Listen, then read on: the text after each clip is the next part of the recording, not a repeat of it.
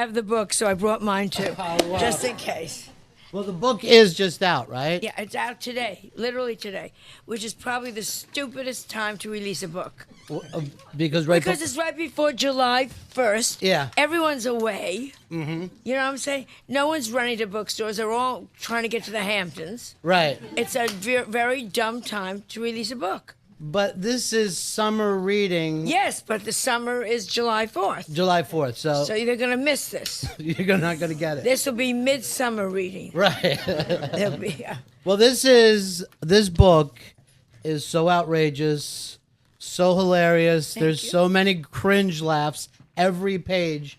And I was actually just saying, I can't imagine another person writing this book. Well, you reach a certain point where you just say, I'm going to put down what I want to say. Yeah. And laugh about it. And America is so uptight and so politically correct now. And the book is everything but that. Well, yeah, it's a little far. Yeah, well, that's good. It's a little far from good. Yeah. Oh, absolutely, it's good. Yeah, you can't even say Indian without saying dot or feather. I mean, everybody gets. Yeah. Now, the thing is, very rarely with a book have I heard they were considering lawsuits before the book came out. Is that great? Yeah. And I spent all morning trying to find a Jerry Mahoney puppet, because that Jerry Mahoney was an old, for those of you that are not 106, he was an old puppet that wore like plaid clothes, you know? Mm-hmm. And when Kristen Stewart and I go into court, and I'm going to ask her where she claimed she did not touch the balls of a director, I want an anatomically correct puppet that she could please touch Jerry Mahoney. And then I'm going to get the director up to do it. So none of these things ever bother you if somebody has a problem with one of your jokes? First of all, who are the jokes about? They are about people that make, $500 million over their lifetime? They're making $20 million a movie. They're getting... They're in the public eye, and their silly jokes and their funny jokes and comics, as you know, my darling, are put on earth to make you laugh. Right. And if you're going to take it seriously, then you're first of all, you're a woman calling yourself an actor. So already, already you're not my group. Right. You're not my group. You take it seriously. Kristen Stewart. Who is Kristen Stewart? She plays either a vampire or she does a lot of sucking. So what is a vampire or Dracula thing? I don't know what she does. Yeah, it's Twilight, I think. Twilight, yeah. Which is what they call apparently her vagina. That she got upset. I wonder why. Well, I don't know whoever read the book to her. Obviously. So stupid. Right. So again, it's Diary of a Mad Diva, and I just want to point out, every page is this way. Every day, it's a diary throughout her life, and every day she's just throwing elbows and chucking people down the steps. It's just so funny, but it is like a different universe. No one's taking this as journalism. No one takes this as journalism. Yeah. No, it's there to be funny. Right. And people, I didn't know if it's funny or you think it's funny, and you're writing it and you're laughing. And I have my friend Larry Ambrose that I read everything to, and we bounce together and all that. And we'll be laughing on the phone about things. And then it's a year later, and you think, was it funny at the moment?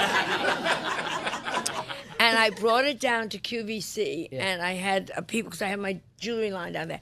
And these girls are not funny. They're very serious, and they're artists and, designers. And they began to read it out loud, and they began to laugh. And I thought, thank you, God, it's funny.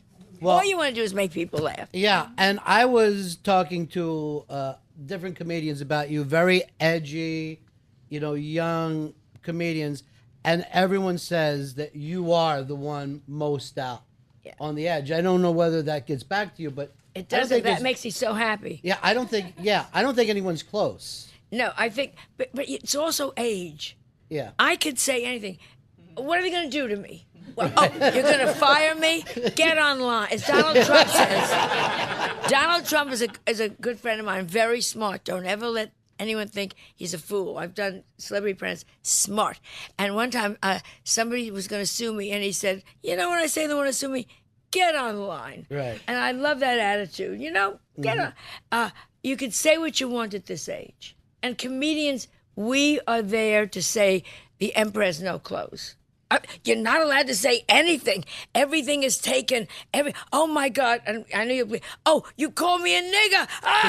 Yeah, and I'm a kike. So you call me a kike. I'll call you a nigger. Now let's have lunch. Everybody, it's so stupid. Everybody is something. You know what I mean? Everybody's a wop or a ching. I mean, are you going to bleep all the time? Everybody is something. Yeah. By the way, Joan, we're not going to bleep out any of it. Okay, that's even better. Yeah.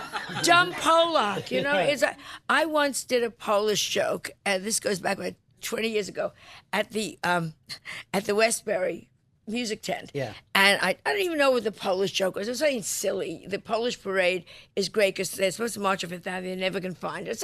Right. So it's great when you... And it wasn't... Again, it was a very minor joke. So they came to throw garbage at me. They didn't... I didn't do any Polish jokes that night. I did every other thing. I didn't do Polish jokes. At the end, they asked to take my picture with me. And I thought, if you're that upset that you brought garbage... Now you want to take a picture? Make up your mind which side you on. It's just stupid. It is dumb. But you seem to be the only one today who refuses the public apology. Will not apologize. If celebrities do it. Who? Gary Oldman. Yes. Is the latest. Yeah. Well, but he should apologize. He should apologize for being to say that Mel Gibson, and again, the stupidity. Well, Mel was drunk, so that's why he hates Jews. When in vino veritas, you moron, figure that one out. I mean, that's not, I thought what he said was dumb because his rationale was dumb. Right. You don't apologize. We make a joke, you don't like, something, you have to pay to come in and see me. Bill Cosby once said to me years ago, if you make 0.1% of the population of the world laugh, you'll fill stadiums. So don't worry about the rest. I thought, how smart of Bill. Is that true, though? Does it not bother you when people are upset with you? It doesn't bother me. As Harry Truman, who I slept with him.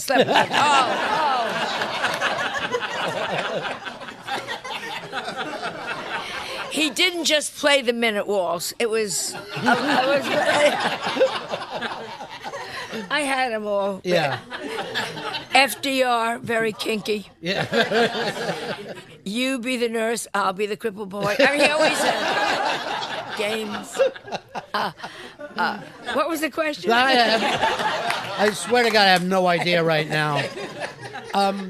But the point is, so many of these guys go out and apologize. Kimmel has done it over. Why? Yeah. When comedians are there to make you laugh. Yeah. That's it. Done. And if the joke didn't work, the joke didn't work. I told a story which I'd forgotten, which was in the New York Post this weekend. Mary Tyler Moore, great in her time, but not funny. She was the reactor. Right. She was the react. Yeah. She would react to what they did. Didn't talk to me for 21 years. Literally, Deborah Norville was having a baby shower, and she said, I will not go if Joan Rivers is there. I never even met this girl, So anyhow, I finally see her at some cancer benefit 2 years ago. I grabbed her, I said, why don't you talk to me? We're both old ladies now. We're both eating scrambled eggs. You know what I'm saying?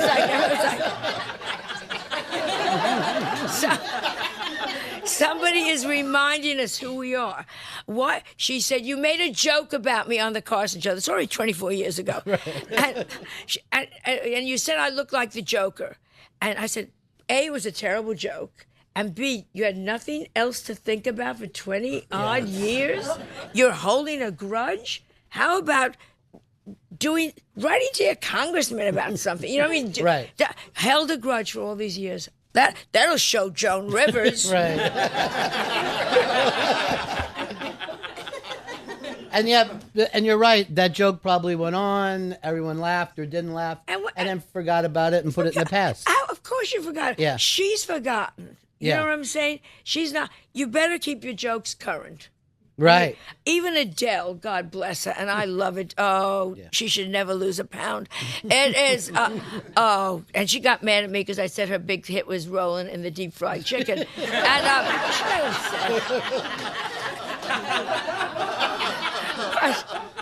you know, you take it out of your act as it goes. Yeah.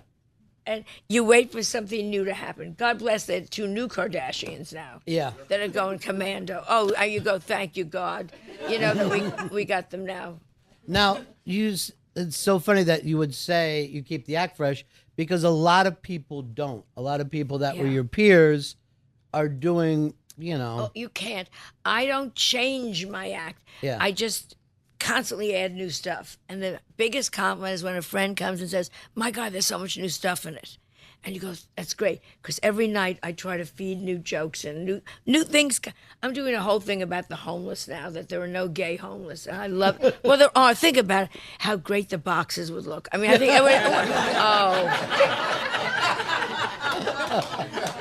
Yeah. it would be great. Yeah. This is a box. Yes. Yes. I also have a box in the Hamptons. I have a box. There are no gays. Yeah.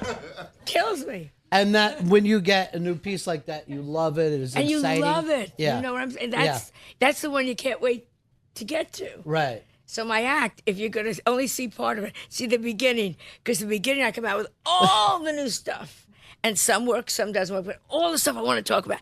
And then because they have paid, I try to give them, like the last half, I give them things I know will work for them and make them happy. And a big shock. Always try to do a shock at the end. I end now with Whitney Houston's last words. Which were? And I do it with water. Now, what is it that you love going to those points? Because you got the laugh, but the first before you get the laugh. I love having fun with the audience, and you all having a sharp good time. Yeah. You know what I'm saying? Yeah. You're all laughing at things you almost didn't know you could laugh at. I always think, this is what I would say if we were sitting together in my house and we all had a glass of wine. Mm-hmm. And that's the fun of the evenings. And that's the fun, I think, of my act. And the book, Diary of a Mad Diva. Diary of a Mad Diva, which, again, page for page is filled with this kind of humor. Very, very funny, very edgy. And I think that some of it, and tell me if I'm wrong, but it's dealing with fear, that we have fears of death, we have fears of not belonging. Yeah. Everybody's scared. Everyone's scared about death. You know what I mean? And at this age, I don't even lie down because if I fall asleep on a sofa, I always find Melissa has 6 friends that are carrying me out. And it's like, yeah, everybody's got all these fears. Your fear of getting older, your fear of being alone, your fear of this, your fear of that. We're all worried about our looks. You know, it's all on and on and on. And it's all done. So laugh at it. Right. It's all fear of fitting in, the social anxiety. It's all. I do a lot. I'm very conscious of the Holocaust, that it is being forgotten to the point where I have a little tattoo, a number on my arm. Just to have my grandson remember that there was a Holocaust. I have the tattoo, a number on my arm. So I do, of course, Holocaust jokes, which people get so upset. But that's a way of reminding the audience it happened. You know, and I did go to Auschwitz, and they do have a bake shop there. They have a bake shop. And I put my head in, and I said, smells good, who's in the oven? And now, again, you hear... and that's it. Yeah, and it's in the book. It's in the book. You love the book. You love... I love the book because I just had a good time with the book. Yeah. And I must say, my editor... never called and said you can't say that. I don't think she read it. If you want the fucking truth, I don't think the woman. ever read the book, because you would send the pages and you'd get back, okay, keep going, and you go, wait, is then you weren't upset about the Helen Keller reference? You weren't upset about that? No, keep going. And your maid, your Asian maid? My illegal. I love illegals, and I should have dedicated the book to illegals. Oh, because they can't answer back. Comes from, there's no such thing. It's a holiday. Excuse me? The holiday is my hand is coming off from calling, immigration. You illegals and child labor, I really make a case for it in this book. God bless, little fingers can set little stones. Keep them busy. Keep them out of trouble. Keep them out of trouble. Yeah. You never hear Angelina's brood is in trouble. They're downstairs sewing and carrying on. This is one of her kids' jackets. Oh, that's nice. That's nice work. That's wonderful work. So you don't mind when people get upset. Now, recently, I know Jerry Lewis. Look who's back from the dead. I saw him. What is the thing? The zombie program. Walking Dead. Walking Dead. Yeah. Yeah, he had a small part on that. Right. Jerry Lewis. Right. Who I got angry at years ago. I did his telethon, and in my own way, I do a lot of quiet stuff. And I did his telethon, and he was standing there with a child next to him saying, "This kid is going to die." And I said, "I will never do this telethon again. You do not say in front of a little boy who's going to die, this child is going to die. Who are you? You unfunny, lucky, stupid asshole." So he took umbrage. And I had forgotten, because I block a lot of stuff out. He had actually threatened to have people come and beat me up. Yeah, he did. And I was still married at the time. My husband was still alive at the time. And we said, "Don, never talk about him again. I don't want to be beaten. I don't want my knees broken over Jerry Lewis." And nothing, and it all went away and gone. I've never discussed him. He's never discussed me, to my knowledge. Yeah. And suddenly somebody interviewed him. Well, Why? it was on Sirius, and out of nowhere, he actually just brought it up that he sent you a letter that he would have guys from Chicago come and he talks hurt you. about it. Yeah. Do you understand you could be arrested for that? Yeah. That is a threat? I mean, that's a real threat. It's a real threat. That was a real threat. We hired guards, my husband and I. It was like a real serious thing. And that we didn't take him to court and do all that, But why this moron brought... But he must be slipping somewhere, because you wouldn't bring up that you threatened somebody's life to beat them up or kill them. But at the time, you took it very seriously. You're damn. At the time, he did know people, I'm sure, in Vegas. Everybody knew people in Vegas. Those were the good days. Yeah. If you're Jewish, I'm going to have my accountant beat your accountant up. I mean, it was all... So you have had those things come up that you do take seriously. They're not things that you can just... Well, very few people have threatened to have the mafia. And if they do, I'll shut up. What, I'm going to fight with Kanye West if he's... you shut the fuck up. I'll shut the fuck up. My last words are not going to be, "But I was only kidding." You're not happy? You want me to shut up? I'll shut up. Fine. So this is stuff that does happen from time to time. Very, very rarely. I mean, as I said, with Jerry Lewis, it's probably the last threat I ever got. And that was so long ago. And the French find him funny. I find that fascinating. But maybe they don't get close to him because nobody wears deodorant over there. So, it's like... But, he was with Dean, so... And they were... I've seen... clips of them. Yeah. And they were very funny together. They were amazing They were amazing together. But you don't want to know private lives. You don't want to know you've also heard, allegedly, he's been nasty to people. You go on the road, and I always ask all the limo drivers as you get into the limo in New Orleans or in Seattle, who's the nicest person you've had in the limo? Who cares? And they tell me, "Oh, so-and-so, and there was so, very interesting. And who was the least?"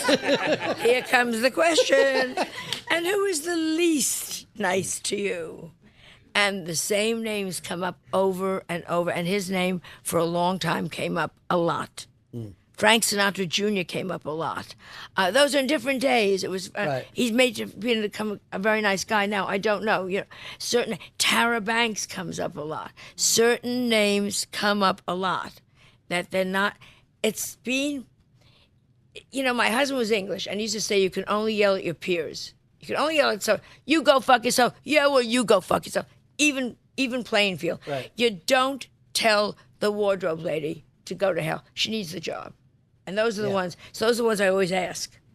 It's like the waiter. Who didn't give you a good tip? Yeah. Then you write it down. Yeah. Because it's like Downton Abbey. I mean, they see everything. They know what's happening. They know what's happening. Just because they don't say. But it's always interesting to know. I was at Downton Abbey, and Maggie Smith is lovely. Shirley MacLaine, little problem there. That's, because I ask them, so who was nice? Who was and you get it out of them. You go, bingo, thank you, God. Oh, here's something I can call my friends about immediately. You call me and say, who the gossip. I love gossip. Well, I thought something that was one of the most amazing nights I've seen on TV recently is when you came back to the Tonight Show. That was with great. Jimmy Fallon after how many years? I was banned from the show, I think it was 27 years. 27 years. And my agent begged. My career's been up and down, up and down. Yeah. It wasn't like Johnny banned me, which was already a mistake, but he was very angry I left. And I really never say this. I think it was because I was a woman. Everybody else left, and Cosby left, and Carlin left, and Billy Crystal left, and David Brennan. Nobody wasn't angry at anybody. I left, a wall came down. And I think because he really liked me the best. You begin to think why. Okay, so I was banned from the show. Then he leaves, and Leno comes on. Nobody cares. Half your audience here today wasn't even born when that took place. Right. Nobody cares, for God's sakes. And they wouldn't bring me on the show. Leno decided not to use me. And my agent would call maybe every 2 years and say, people commit murder and they're out in 20 years. What is it? Would not use me. So the comics all knew about this. And then when Jimmy got the show, he called me the first day he got the show and said, will you come on opening night? First night. And let's break it. And I thought, how darling and sweet and sensitive. And I was look at this, so emotional. And it turns out it was February 17th.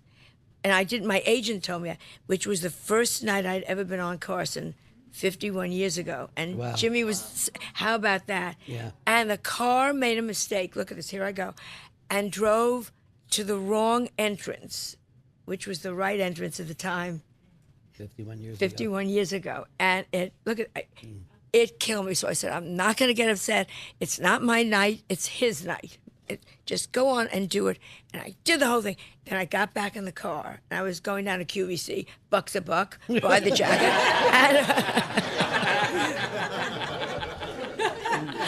And I got in the car. I started to cry. I thought, oh, my God. It was so emotional. Big emotional. Yeah. And I had no one to share it with because all the men my age are dead. My vagina is so dry. Lawrence of Arabia tried to ride a camel through it last night. But let's not go with personal problems. Yeah. Ask me anything. But it was wonderful to see you back on that show. Yeah, it was great. And I think one of the things that I love about you, and I think Jimmy has this too, is that kind of stuff matters to him. I think a lot of people today, that kind of show business love isn't there. Yeah. It was so meaningful to me. Yeah. And I didn't want to, it was his night. Right. It's not the night to say to the press, and this is me back. But I got out afterwards, and then it was lovely. Then it was lovely when they came back. Like a week later, they started picking up on it, and that was great. And you think the thing with Johnny is because he liked you so much that broke his heart? There's no other, what he should have done, and he lied. I called him. You don't know me that well. Mm-hmm. I have always tried to play it as straight, well, even my humor, straight as you can do it. When I knew I was leaving the show, my first call was to Johnny Carson, and he hung up. And then I called back, and he lived at that time in a house in Malibu that was like all glass, kind of one. And his wife said, Alexis answered the second time. I said, let me speak to Johnny. It's Joan. She said, I don't know if he's here. I said, it's one-room house. He's there. Yeah. Look around. Just move your head.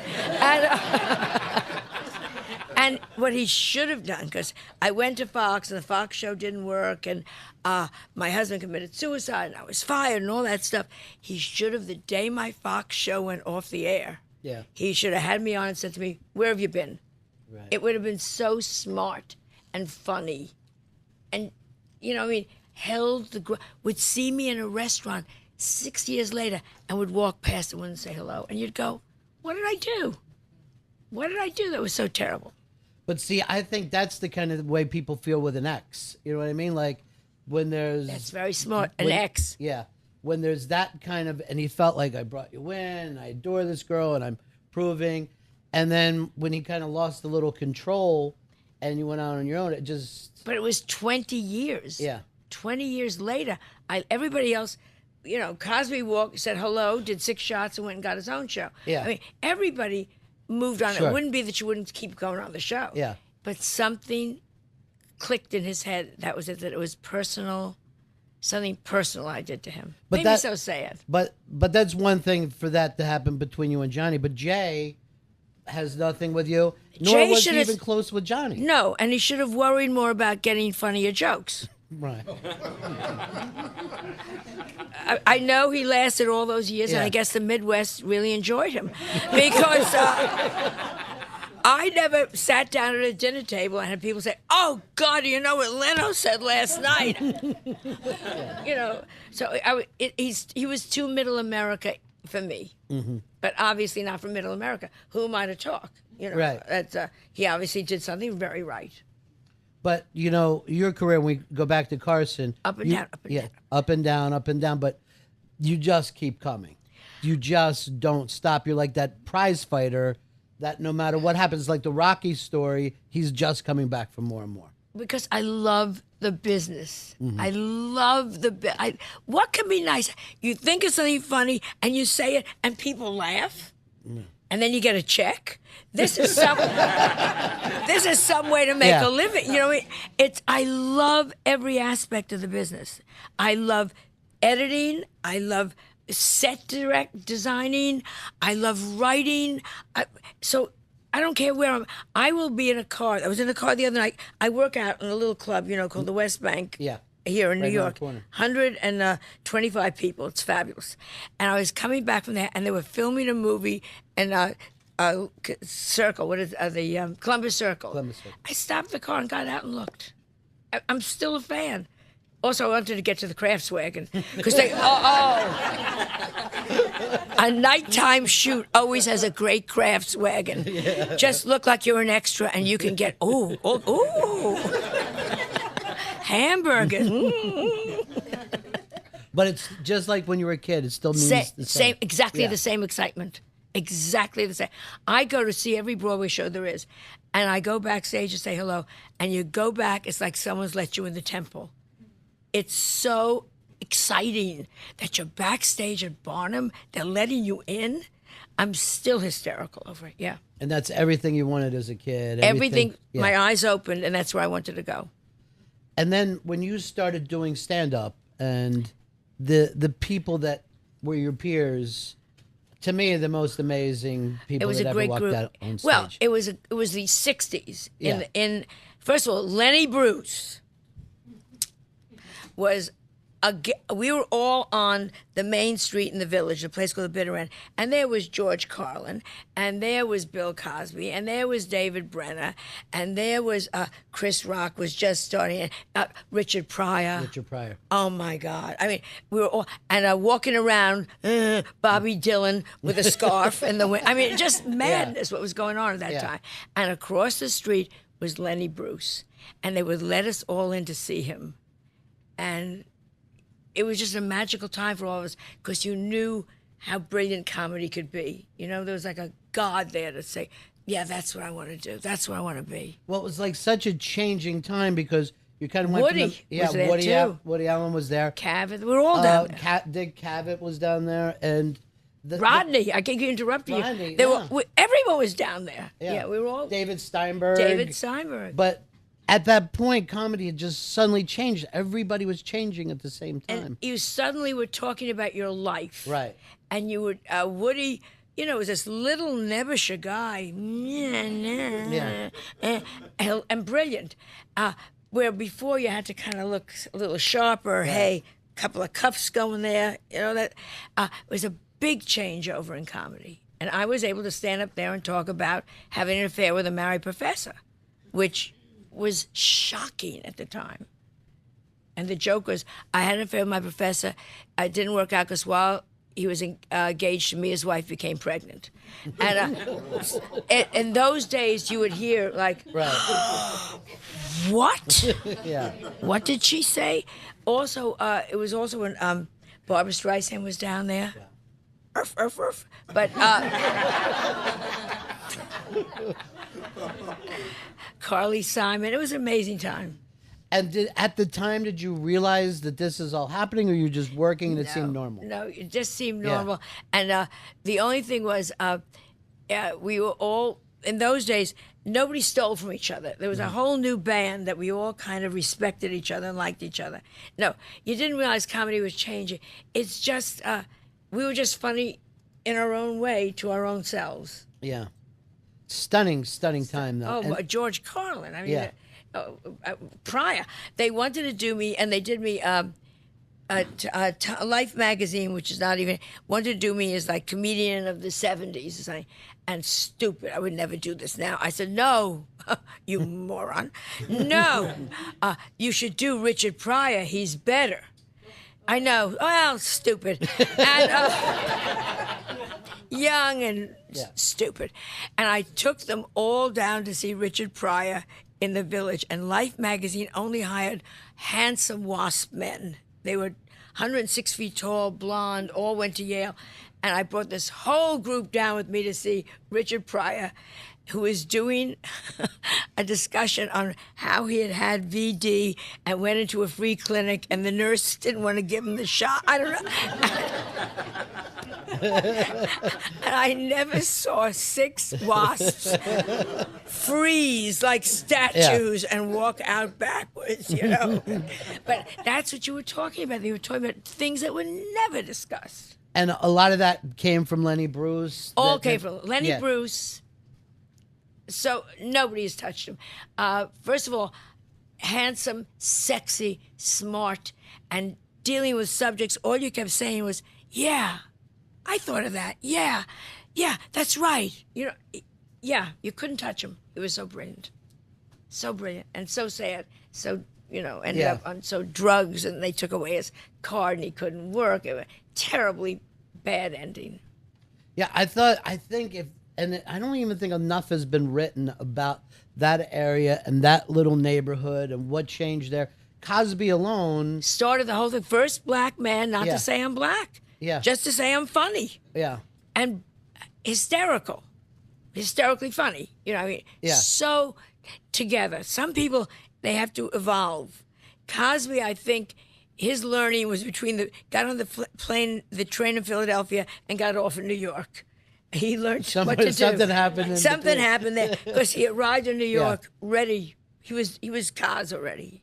And I don't think that we could even measure in the civil rights, movement what it meant to have that guy show up in your living room, make you laugh, without race coming into it at all. There was another one, Cambridge, Godfrey Cambridge, who died very young, who was another just hilariously funny black man. Yeah. And they were coming up and just funny. You didn't have to do, I be black man, hear my jokes. Right. He just funny. Yeah. And Cosby went to college. He was a college guy talking to college graduates. I mean, it was a whole amazing moment. And you and Lily doing material. Lily Tomlin. Yeah. Oh, my God. Brilliant from the beginning, she had it all together. And doing material that people didn't expect you to do. Yeah. And Lily did a thing about sitting a corpse up and making it into a puppet. And half the audience went into shock. Right. And half the audience said, this is hilariously funny. Yeah. Yeah, I think that so much of your material was so edgy then.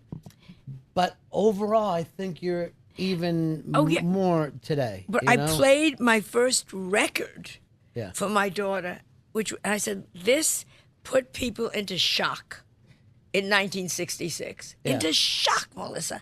And we're going, is that sweet? Is that sweet? Right. Oh, I talk about my best friend, Mr. Phyllis, and he was my bridesmaid and all that kind of stuff. Yeah. And to call a gay man Mr. Phyllis, they couldn't get it. It sounds so dumb now. And so I always think that I was always on the edge. Mm-hmm. But what the edge was in those days is not like the edge now. Now Right. the edge is really the edge. You know, and they say I'm mean. I always say on a scale of 1 to Osama bin Laden, how mean am I? Because it never feels mean to you. It's always It's not. playful. It's silly and it's funny. And if you're a celebrity, get ready to be laughed at. Mm-hmm. And if you're not, Cher is smart. Cher, when I take her out of the act, gets angry. Right. You know how brilliant that is? Yeah. What's the matter? I'm not funny enough anymore. What? She calls me up. Come Yeah. on, put me back in. Put me back in. and because that means when you do a joke about a celebrity, you're acknowledging that everyone in the audience knows who they are. That's and has a mental picture. So that means look where you are. You know, if I say Beyonce, we know what Beyonce looks like. You're not going to say, and Solange, woo, but that's, oh, poor Solange. She's going to be best friends now with Shanae. What's her name, Shania? Amanda Bynes. Well, Amanda Bynes. Who's Amanda Bynes' fiancé? Shia LaBeouf. Shia Shia LaBeouf. LaBeouf, yeah. What kind of stupid name is that? Yeah. No wonder he turned out that way. Sounds like one of Gwyneth Paltrow's kids. One of her kids. What, apple and sardine.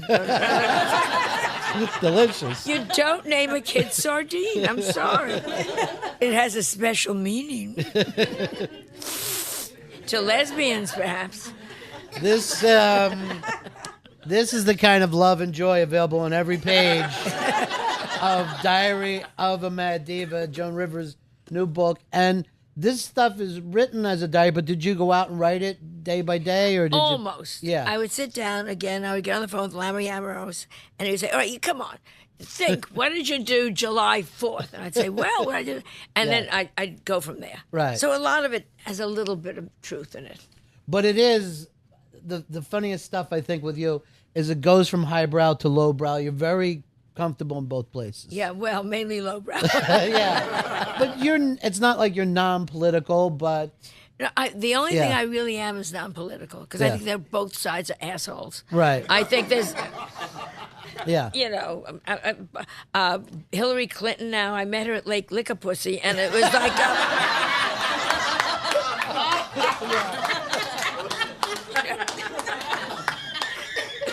I mean, they're all both sides are horrible. Yeah. Horrible. It is true. It's true. I Yeah. think I should run. You would run? What do you guys think? Would you? Number one platform, number one thing on my platform would be blind people should not be given apartments with views. Yeah. Think about it. Yeah. I have a friend, and she can't see it, and she has Central Park, and I'm looking at a brick wall. Take a look at my view. Just lie to her. Oh, wow, Amy, that's a great view. I mean, it's like... Let me ask you a question. Blind people wear glasses, sunglasses. Yeah. Why don't deaf people wear earmuffs? Is there any reason for that at all? Yeah. Don't you think that would be good? Marley Matlin? What do you think, Marley? I never go out with her unless it's a very crowded, loud restaurant. Right. Enjoy! She shows up in the book quite a bit. Yeah, Marley's in the book. And I think it's nice that you keep her name out there. You I know? think she should be thanked. Yeah. And if they read the book to her.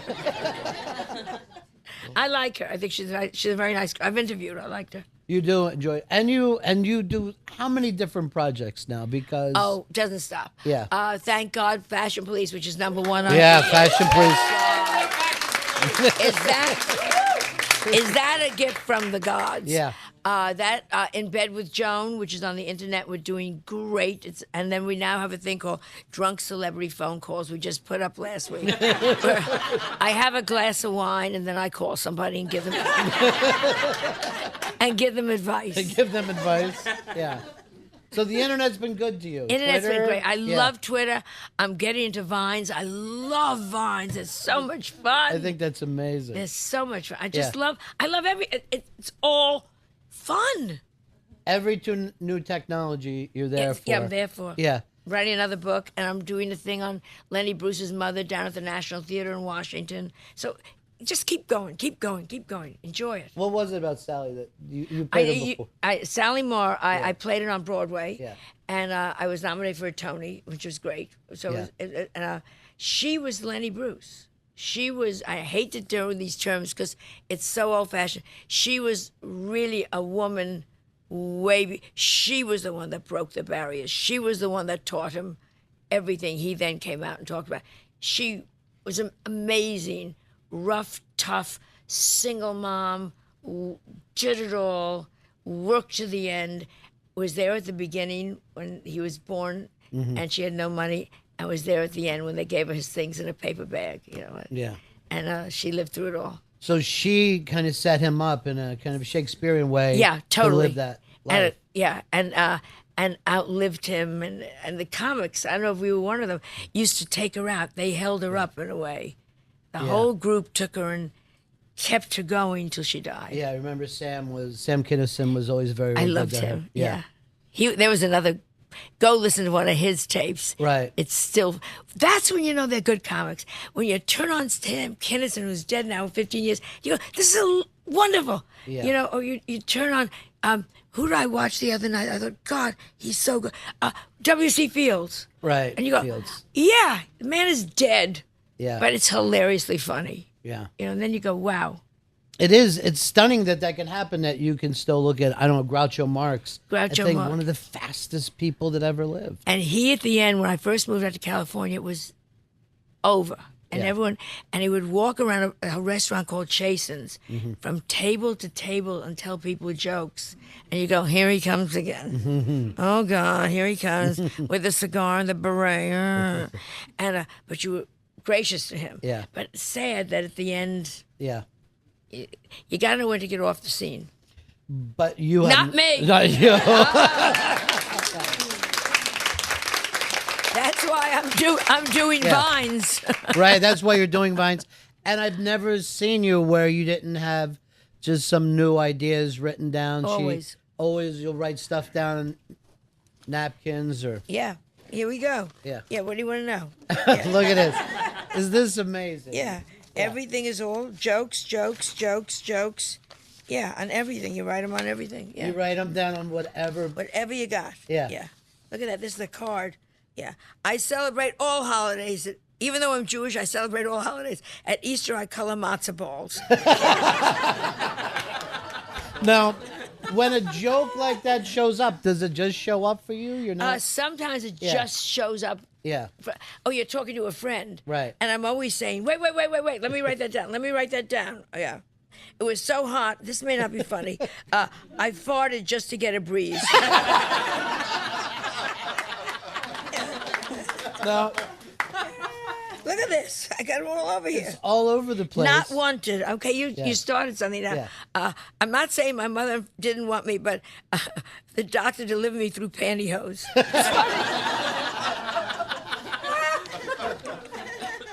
So you just, I think that's amazing. Yes. As long as you've been doing this, you still don't have a proper notebook. It's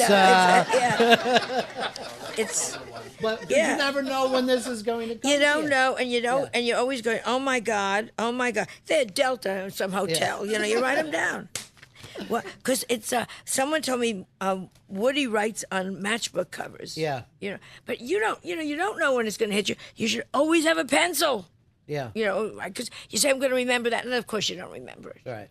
You move on. But you can't do that unless you love it. You can't sit there and write that down and go out and try it on stage. I love that you even just said, I'm not sure if this is funny or not. The audience because tells you. You wait until you find out. Yeah. And sometimes they don't laugh at what you think is going to be hilarious. And I call that kill your baby. Yeah. You know, I'll do it 3 times. And if 3 times they haven't laughed, you go, okay. Yeah. Okay, it was just me that thought this was hilarious about whatever, you know. And you got to let it go. You got to let it go. Yeah. It kills me. Yeah. Oh, I had a stupid joke from nowhere. Kim Kardashian's baby is called Northwest. It's not attractive. You take one look at Northwest and you go Southeast.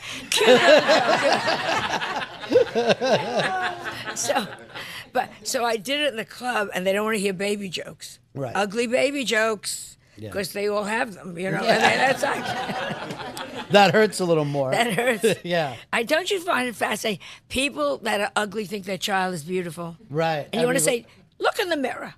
Yeah. Look at you. Look at your husband. Impossible. It's impossible. It's genetic. It's genetics. Yeah. You know, you how many children at 6 months have to have their back waxed? Your child is not pretty. People think, and don't send me the Christmas cards and ruin my day with that ugly family. Don't you hate? Yeah. You get a whole bowl of Christmas cards, and there are the I want to see a picture of a tree of snow, not an ugly family all dressed alike. The book is The book.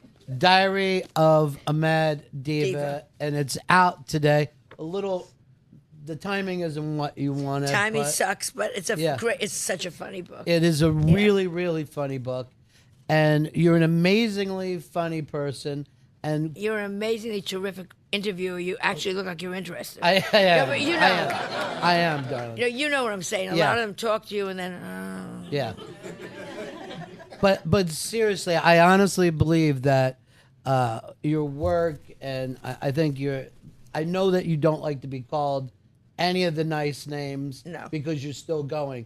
But I think that's the most amazing thing, Joan, is that you're currently the funniest, edgiest comic out there. That makes me so happy to say that. It's so nice. Yeah. That's lovely. Ladies and gentlemen, Thank you. Joan Rivers. God bless her. God bless her. Thank you. Oh, it's so sweet. Okay.